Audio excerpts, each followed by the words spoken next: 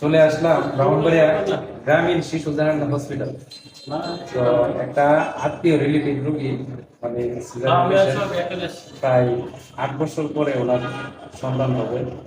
তো রোগীটা আগের বার যখন সিজার ছিল তো ওনার অবস্থা খুব খারাপ ছিল। তো এখন একটা রক্তের প্রয়োজন, রক্তটা ইনশাল্লাহ আমি দেব। তো আপনারা একটু আপডেট সাথে থাকেন। কারণ হলো এই কথাগুলো বলার উদ্দেশ্য হলো, আমরা অনেকেই রক্ত দিতে চাই না। রক্ত অনেক মুমূর্ষু রোগী দেখা গেছে কি রক্তের কারণে বিভিন্ন ধরনের মারাত্মক সমস্যা নিলে ঝুঁকির মধ্যে পড়ে যায় কিন্তু রক্তটা। তো আমরা এই রক্ত দেওয়ার জন্য সবাই অগ্রসর হই এবং রক্ত দিতে সবাই প্রস্তুত থাকি।